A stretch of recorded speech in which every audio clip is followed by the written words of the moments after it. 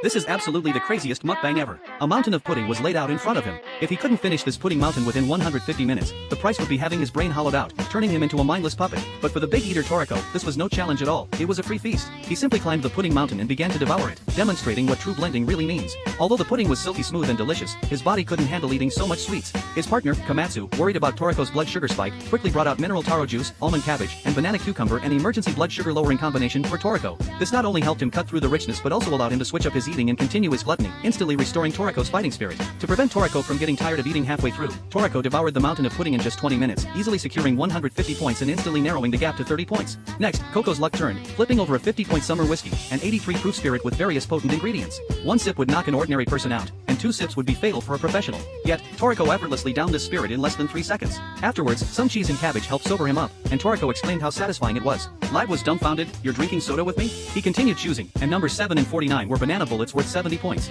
Then, a towering tree was pushed up. The seeds of this tree, once they hit the ground, instantly become highly poisonous, but in Toriko's hands. Is this a big deal? 100% superhuman skill. A bare-handed machine gun catching performance is presented. As the smoke clears, Toriko easily catches all the bullets. After a simple cooking by Komatsu, it's so delicious you can't stop eating. With this series of moves, the team's score surpasses Live's by 90 points. Now the pressure is back on Live's side. Live remains calm and collected, instead drooling over Komatsu's head. No one has ever been able to eat so much food before. Without Komatsu's superb cooking skills, Toriko would never have been able to eat so much. He really wants to possess Komatsu's brilliant mind as soon as possible. So Live can't wait to score points and immediately starts flipping cards. The first card is a rock-armored rat worth 70 points. He takes out a cleaver, skillfully cuts it into pieces, throws it directly into the pot to stew, and finishes it in a few bites, easily taking 70 points. Immediately afterwards, he flipped over another high-value card worth 150 points, a Styx lizard, a creature laced with deadly poison. This monster was not only disgusting in appearance but also teeming with deadly toxins. Even the slightest mishandling would result in instant death. But Live was completely unfazed. He swiftly prepared the ingredients and tossed them into the pot. Relying on the culinary memories he'd gained from numerous chefs, he easily cooked and ate it.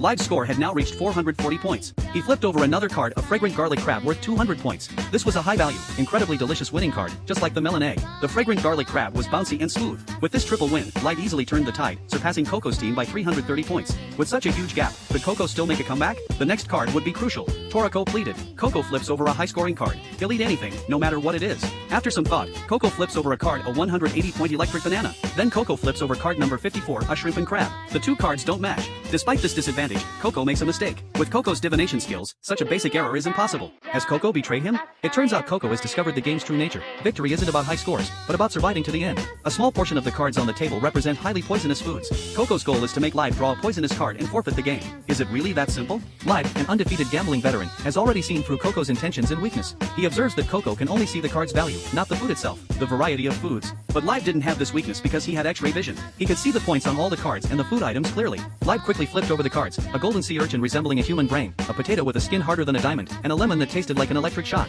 Live swallowed all of these, bringing his total score to 930 points. The gap widened even further. But the next result was even more despairing. Coco flipped over number 51, the gunpowder dragonfly, and number 19, the rock lizard, and was eliminated again. Toriko and Komatsu couldn't hold back anymore. After all, this concerned everyone's food memories. It was a life or death gamble. But Coco was eliminated one after another, and the right to flip the cards fell back into Live's hands. At this point, Live had no more scruples. He used the same trick again, consecutively hitting the 20-point bubble fish and the 40. The spider chair, worth 100 points, and the golden prawn, worth 200 points, combined to form a final score of 1,190 points. Coco's team, however, only had a pitiful 310 points. At this point, Live was practically certain of victory. With a difference of 880 points, could Coco still win this bet? It was Coco's turn to flip a card. His first card was a 30-point shrimp and crab. Toriko immediately unleashed an 18-hit combo, swallowing the shrimp and crab, gaining a paltry 30 points. Now, only about 10 cards remained on the table. To tie the score, a miracle was necessary. Coco flipped another card, this time a highly poisonous potato. This was undoubtedly adding insult to injury. The toxin in this potato was 20 times stronger than that of a pufferfish or whale. A single whiff would kill an ordinary person. Coco's face darkened. For Toriko's sake, he chose the 24th card, the Ghost King, to eliminate the poison.